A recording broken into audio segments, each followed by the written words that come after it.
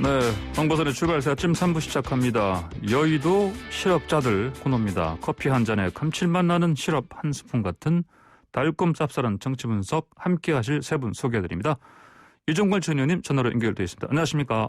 예, 안녕하세요. 이종걸입니다. 네, 안녕하십니까? 신선범 전 의원님도 전화 연결되어 있습니다. 안녕하십니까? 네, 신선범입니다. 반갑습니다. 네, 반갑습니다. 김경진 전 의원님 나와 계십니까? 네, 안녕하세요. 김경재입니다. 네, 안녕하십니까? 자, 먼저 신현수 청와대 민정수석 최근 사의를 표명했습니다. 왜 그랬냐? 이게 보니까 지금 언론에서는 박범계 장관 패싱설 이런저런 얘기 나오는데 이 상황은 왜 나왔을까요? 먼저 그래도 이거는 김현진 의원님께서 한번 먼저 시작하는 게 좋을 것 같습니다. 지금 몇몇 언론에 어제 오늘 보도된 내용의 기사를 종합해서 이제 쭉 읽어봤더니요. 예. 내용이 즉슨 이런 것 같습니다. 신현수 민정수석이 민정수석으로 임명되기 전에 아마 대통령님하고 이런저런 사전에 대화를 하고 아마 이제 민정수석으로 임명이 됐었던 것 같고요. 예. 그 과정에서 최근 이제 이 검찰과 또 문재인 정부가 불편한 관계와 이런 맥락 속에서 자신이 적절한 역할을 수행하겠다라고 하는 아마 그런 얘기를 대통령께 드렸고 대통령으로부터 아마 그 부분과 관련해서 일정한 언지를 받고 아마 임명이 되신 것 같아요. 예. 근데 임명이 되고 나서 첫 번째 이제 가장 중요한 일이 이 검찰 간부들 인사였는데 예. 그 직전에 이제 배bun규 전 산자부 장관에 대해서 구속영장을 검찰이 청구를 하면서 이 민정수석에 대해서 사실상 그냥 인사하는 과정에서 배제가 되고 그래서 법무부 장관 그다음에 이제 민정비서관 그리고 대통령으로 이어지는 그런 어떤 개선 라인을 통해서 아마 인사가 이루어지고 그래서 검찰 인사 과정에서 본인이 사실상 배제가 되니까 사표를 냈다. 이제 전체적인 이제 기사의 내용들은 그런 내용인 것 같고요. 예.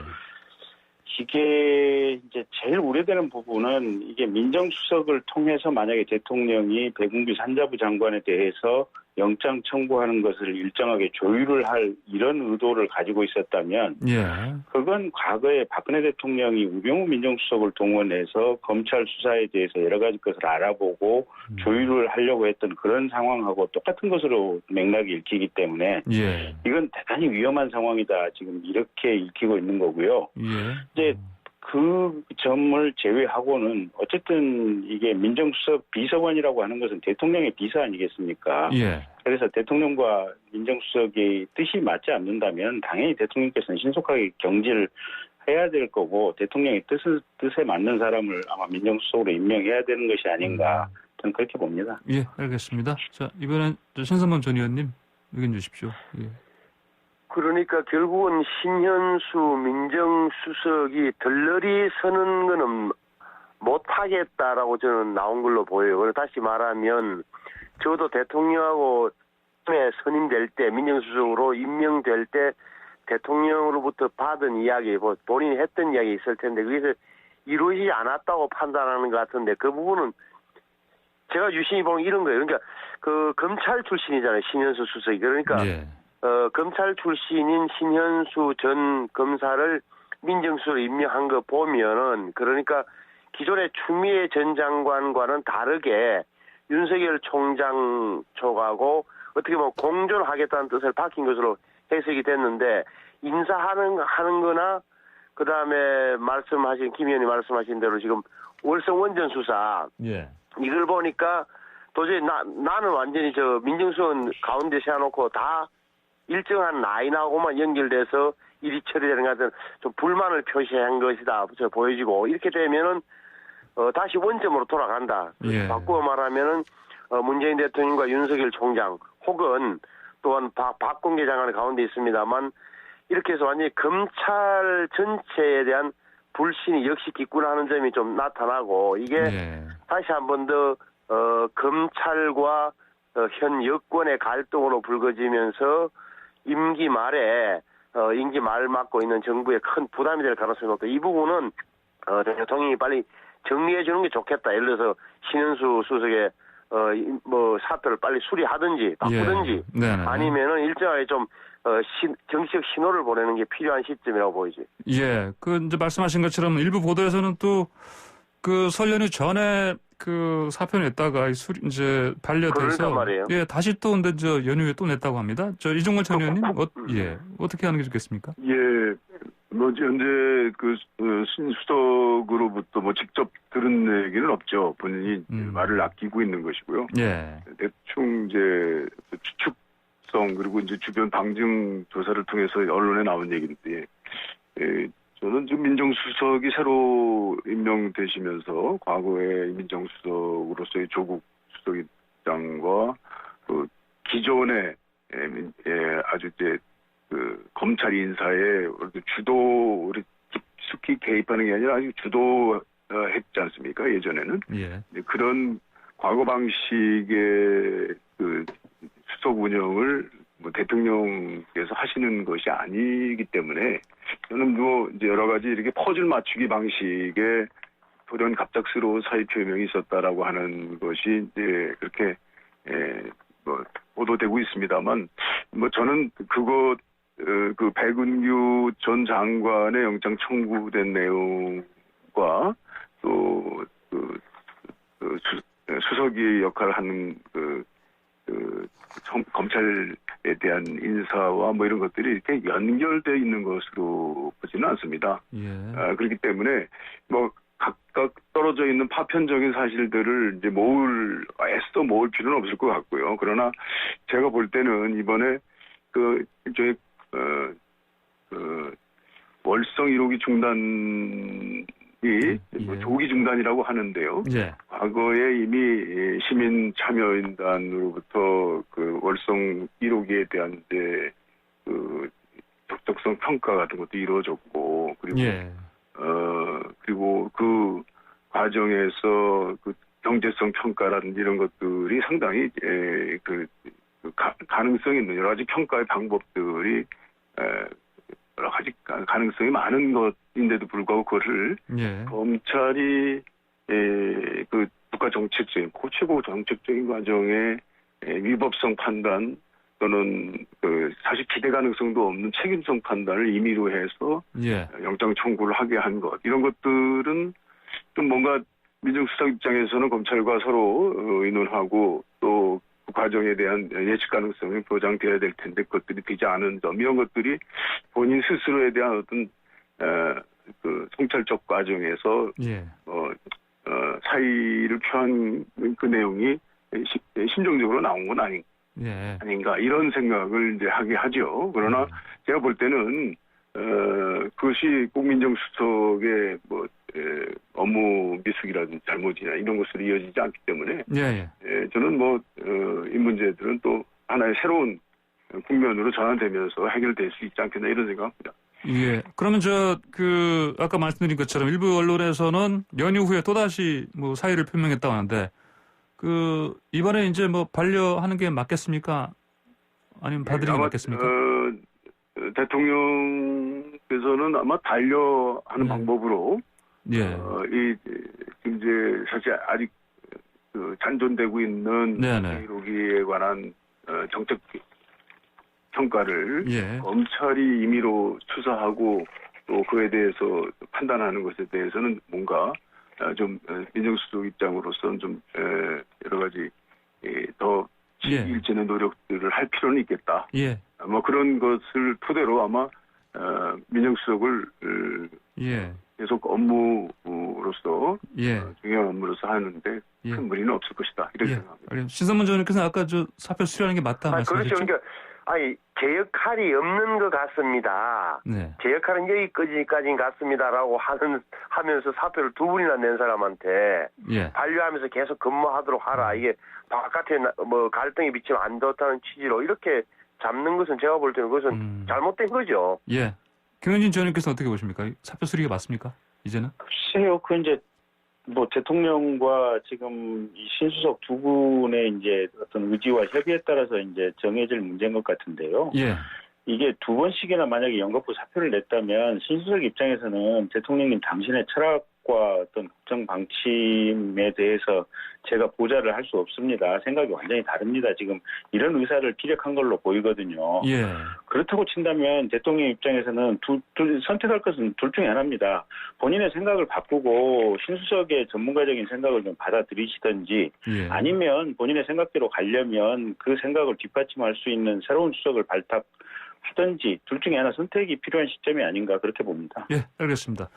또 이제 사표 사의 얘기하니까 또 떠오르는 분이 있죠. 그 홍남기 이제 경제부총리인데 그 이분 관련해서는 항상 그 재난지원금 관련해서 이제 뭐 여당과 이제 각을 세우는 부분 때문에 계속 이제 언론에서 자주 등장하시는데 자 이번에 또 4차 재난지원금 이제 3월 말쯤에는 이제 지급 시작한다 이렇게 지금 가닥이 세워졌는데 또 이제 뭐 15조 원이 10조 원에서 또 이제 뭐 또 이거 가지고 또 뭐 갈등 양상이 보인 것 같습니다. 어떻게들 보시는지요? 그래서 이번에 이종걸 의원님께서 말씀 시작하시죠. 예. 예, 뭐 홍남기 부총리가 예. 그런 주장을 하는 것에 대해서는 충분히 있을 수 있다 이렇게 생각하죠. 예. 그러나 이번에는 이제 홍남기 부총리가 한번 자기 뜻을 관철한 그 아주 대표적인 예로 지금 기록되고 있지 않습니까? 지금 국가 부채가 한 100조에 육박하고 있고 우리나라 재정 수준이 그렇게 나쁘진 않다고 하더라도 예. 급격히 국가 부채가 늘어나는 것에 대해서 그 경제 수장이 이것을 어느 정도 제한하고 이런 입장을 거는 거에 대해서는 저는 뭐 충분히 논쟁할 가치는 있었다 이렇게 생각하는데요. 예. 그렇지만 이제 이번에 어느 정도 그 자기 입장을 관철시킨 홍남기 부총리로서는 지난 3차 때 9조 3천억이었지 않습니까? 예. 거기에 비해서 이제 이번에는 수혜 범위가 넓어지고 또 3차에 비해서 3차 때는 한 280만 명의 지급을 한 것인데 매출 4억 미만의 예. 서비스 종사자 5명 미만인 일반 업종과 이제 집합 금지와 집합 제한 이렇게 세 부류로 나눠서요. 근데 네. 이번에는 이제 그걸 좀 늘릴 수밖에 없는 상황이고, 제가 볼 때는 우리가 총 GDP가 1,850조 정도 되는데 그 중에 15조 정도면 약 1% 정도 됩니다. 그런데 이게 이제 일반 지급이 아니고 일반 지급을 해서 시장에서 그것이 소비로 이어지게 하는 방법을 통하면은 국민소득이 좀 더 늘어날 텐데 이거는 예. 이제 직접 지급하는 방식으로 소득 보존 형태로 하는 것이기 때문에 한 15조에서 좀 넘는 금액, 한 20조 내에 예. 정도에서 한 1%의 국민소득을 대략 이제 폼으로 좀 정해 보면 어떨까 이런 네. 생각을 하고 있고요. 네네. 그래서 그 내용들이 이번에는 지적되는 것처럼 3차까지 4차에 이르렀기 때문에 네네. 또한 아직까지도 뭐 축적된 데이터가 없느냐 또는 피해 정도 관계없이 기준만은 충족되면 모두 받고 기준 미달하면 전혀 받을 수 없는 그런 절벽이 있으면 어떡하느냐 이런 제한들이 있거든요. 예. 그런 제한들을 잘 이번에 새로운 데이터 이번에 3차에서 4차로 이어지는 데서 좀 더 유능한 방법으로 그런 절벽들의 영역이 없도록 하고 그리고 지급 기준에 관해서도 매출과 이익을 잘 선택할 수 있도록 하는 방법. 그래서 저는 투트랙으로 지금 이제 손실보상법에 대해서는 이번에는 4차 지원이지만 다음번에는 어찌 됐든 손실보상법이라는 이제 그 구체적인 그 기준 제시가 법에 의해서 이루어질 것이니까 예. 그에 대해서 뭐 저는 홍남기 총리와 당과 청와대가 그리고 정부가 아주 지도 면밀한 예. 방법을 통해서 국민들에게 이렇게 불만이 없도록 하는 것 이것이 이번에 총 과제다 이렇게 보고 있습니다. 예. 알겠습니다. 신선문 전 의원님, 지금 뭐 이게 보니까 다시 또 이제 여당과 홍 부총리 사이에 이제 또 각을 세우는 부분이 좀 드러나는 것 같은데 어떻습니까? 또 야당에서는 또 뭐 이게 또 선거 앞두고 우호적인 여론 조성하려는 거 아니냐 뭐 이런 또 얘기 나오고 있고요. 이 전체 상황 어떻게 보고 계십니까?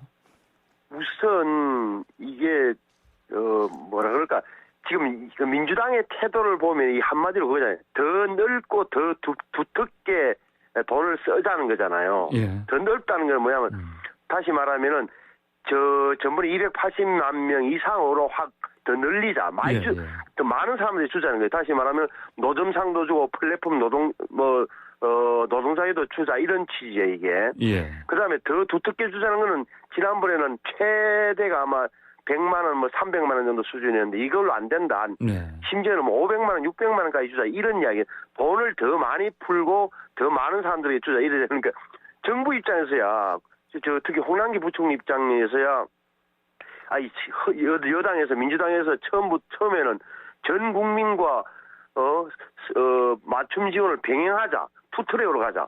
다시 말하면 보편 선별 지원을 한꺼번에 하자는 이런 황당한 안을 들고 나왔을 때 돈을 갖고 있는 돈을 집행하는 정부 입장에서는 너무 황당해서 말 안 했던 거 아닙니까? 그러니까 선별 지원으로 돌면서 여당이 그런데 최대한 많이 주는 방식으로 해서 금액도 늘려서 선거 전인 3월 안에 지급하자는 게 지금 민주당 입장이란 말이에요. 이거는 사실은 뭐 선거 앞두고 현금 살포하겠다는 비난을 받을 수밖에 없는 거예요 이게. 근데 야당 입장에서 보자면 그렇다고 해서 선거 앞두고 지금 주지 말자고 말은 못하는 거 아닙니까? 지금 다 그 효과가 지난 작년에 4월달에 그때 1차 재난지원금 때 얼마나 고생을 많이 했는데 이런 거 본다면은 야당 입장에서도 반대는 못하지만 분명히 할 것은 이거다 이거죠. 뭐냐 하면은 손실 보상이 원래 원칙이다 이거예요.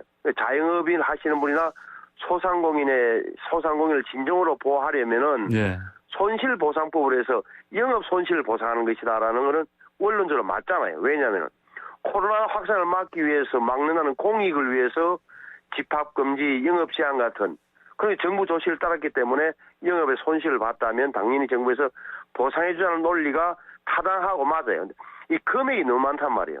지금 여당에서 지난번에 내놨던 거 보면은 한 달에 뭐 25조 원이다. 넉 달이면 100조 원이라는 소리가 나왔으니까 이 너무 많다면 그래서 정부에서는 어느 정도 이런 기준을 좀 마련해 주는 게 더 정확한 접근이라고 야당에서는 말할 수밖에 없는 거고 제가 볼 때는 좀 정확하게 이야기하면은 코로나 선거 지원금을 하겠다 이런 비판받을 소지가 제가 볼 때 차고 넘친다고 생각해요. 알겠습니다. 김경진 의원님 의견도 주십시오. 그러니까 이제 이 어려운 영세 소상공인이라든지 이제 또 특수고용직 노동자라든지 어쨌든 어려운 국민들에 대해서 지원의 필요성은 분명히 있는 건 사실인데 문제는 그렇다고 하더라도 국가가 이게 장기적으로 감당 가능하고 이게 버틸 수 있는 범위 내에서 가야 될 거 아니겠습니까? 근데 지금 문재인 정부 들어와서 사실은 코로나 이전에도 취임 초기부터 이게 복지정책이라든지 여러 가지 어떤 사회 안전망을 확충하면서 부채의 증가 속도가 지금 유사 이래로 폭발적으로 높은 속도로 지금 부채가 증가돼 가고 있거든요. 그러니까 문재인 정부 출범 이전에는 국가 부채 비율이 지금 40%가 안 됐는데 지금 45%를 넘어가고 있는 거 아니겠습니까? 그러다 보니까 이게 홍남기 부총리 입장에서 아니 그 중요한 공직을 계속 안 하고 싶은 사람이 누가 있겠습니까? 근데 본인 스스로 생각해봐도 이건 도저히 장기적으로 감당이 안 되는 요구를 여당에서 하고 있으니까 이제 자꾸 사표를 내겠다, 어렵다 지금 이렇게 얘기를 하는 거고요. 이 상황은 이게 그러니까 원론적으로는 이게 뭐랄까 최대한 재정이 감당할 수 있는 범위 내에서 최대한 넓고 두텁게 해주는 건 맞는데 이 재정이 감당할 수 있는 범위가 어디까지냐. 근데 이게 정치권에서 이 재정이 감당할 수 있는 범위를 판단하려고 하지 말고 이 실무자들 또 이 예산에 대해서 정통하고 있는 관료들의 얘기를 좀 들어가면서 의사결정을 하는 것이 좋지 않을까 그렇게 봅니다. 네, 알겠습니다. 자, 다음 주제로요. 지금 이낙연 대표가 이명박 정부 때 대규모 사찰했다. 뭐 국회의원들도 사찰했다. 진상 밝혀야 한다. 이런 발언을 했습니다. 이게 뭐 심지어 판도라의 상자 이거 까지는 거 아니냐. 뭐 이런 얘기 나오고 있고요. 이 상황 앞으로 어떻게 전개될 것 같습니까? 이종걸 전 의원님, 말씀 주시죠. 사실 이게 보궐선거 전에 이루어졌기 때문에 무슨 선거 전의 일부 아니냐 이렇게 얘기하시는데 그것이 아니고 지금 보니까 국정원 그 기사 취재에서 나온 얘기인데요. 예. 언론에서 나온 얘기인데 그 얘기를 보니까 벌써 한 2번 정도 이런 일이 있어서 어느 정도 문제 제기가 됐었습니다만 그러나 아직도 많이 남아 있죠. 그러니까 그게 박지원 국정원장이 이제 국정원장이 되시면서 여러 가지 그 과거 예들을 보면서 그것들이 어느 정도 좀 낸 건 아니냐라고만 의혹 제기도 하고는 있습니다만 그러나 제가 볼 때는 터질 게 터진 것 같다. 그래서 예. 지금까지는 보면 사찰 내용이 뭐 개인 금전 사용이라든지 뭐 이런 사생활까지 되어 있기 때문에 피해자 스스로가 이제 우려해서 그것들을 이렇게 청구하지 않고 있었는데 그걸 근거로 해서 개인정보보호법으로 국정원이 어느 정도 제한을 하고 있었는데 지금 이제 뭐 안민석 의원이나 의원들이 여야를 불문하고 다 사찰이 했다라고 하는 중에서도 특히 그때 당시에 야당 의원들이 스스로 이제 공개 청구를 하겠다라고 하니까 예. 우선 뭐 개인정보보호법에 저촉이 되지 않기 때문에 충분히 그에 대해서 예.